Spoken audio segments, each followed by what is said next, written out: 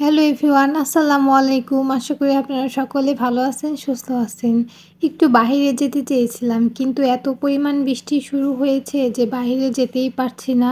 তো ভাবলাম যে বাসায় কিছু একটা বানিয়ে খাই। অনেক দিন হলো ফ্রেঞ্চ ফ্রাই খাওয়া হয় না, সেজন্য ভাবলাম যে ফ্রেঞ্চ ফ্রাই বানিয়ে খাই। আমি সেজন্য বড় একটা আলু নিয়েছি, এরপর এগুলো আমি কেটে নিচ্ছি সাইজ মতো। আলু কেটে রেডি করতে করতে আমি বাইরের দিকে একটু তাকাই, দেখি কি যে বৃষ্টি একটু কমে গেছে।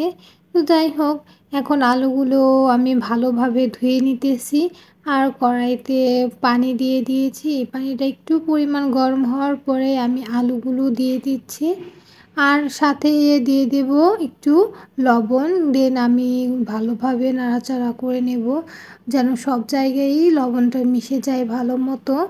আর এখন আমি ছুরি দিয়ে দেখতেছিলাম যে আলুগুলো ভালোভাবে সিদ্ধ হয়েছে কি না। দেখি যে ভালোভাবে সিদ্ধ হয়ে গেছে। দেন এটা আমি ঢেলে নিতেছি। তারপরে ভালো মতো পানি ঝাঁকিয়ে নিয়ে আমি একটা বলে টিস্যুর উপরে এগুলো রেখে দিয়েছি যেন সব পানি শুকিয়ে যায়, পানি যেন একটুও না থাকে।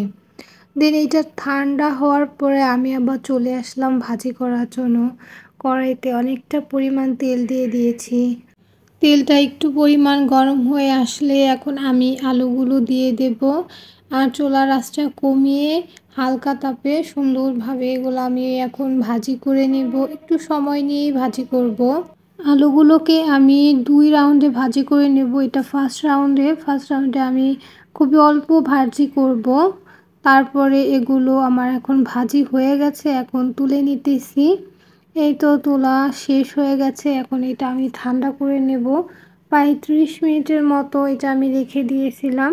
তারপরে আমি আবারও চলে আসলাম ভাজি করার জন্য। এখনও আমি সেই অল্প আঁচে ভাজি করে নেব সুন্দরভাবে। এভাবে একটু লাল লাল হয়ে আসলেই বুঝতে হবে যে আমার আলু ভাজিটাও প্রায় হয়ে গেছে। এখন আমি এগুলোকে তুলে নেব আস্তে আস্তে খুবই সুন্দরভাবে। আর এইখানে আমি একটু লবণ আর দিয়ে দেব একটু মরিচের গুঁড়া আর সুন্দরভাবে ঝাঁকিয়ে নেব যেন সবগুলোর গায়েই লেগে থাকে। এগুলো দিয়ে খেতে খুবই মজা লাগে। আর তৈরি হয়ে গেছে আমার ফ্রেঞ্চ ফ্রাই। খুবই মজা হয়েছিল, আপনারা ট্রাই করে দেখতে পারেন। তো আমার রেসিপিটা কেমন লাগলো অবশ্যই আমাকে কমেন্ট করে জানাবেন, আর আমার ভিডিওগুলো কেমন লাগে সেটাও কমেন্ট করে জানাবেন। আর আমার চ্যানেলটা সাবস্ক্রাইব করবেন, লাইক কমেন্ট শেয়ার অবশ্যই করবেন। সকলে ভালো থাকবেন, সুস্থ থাকবেন। দেখা হবে নেক্সট ভিডিওতে। আল্লাহ হাফেজ।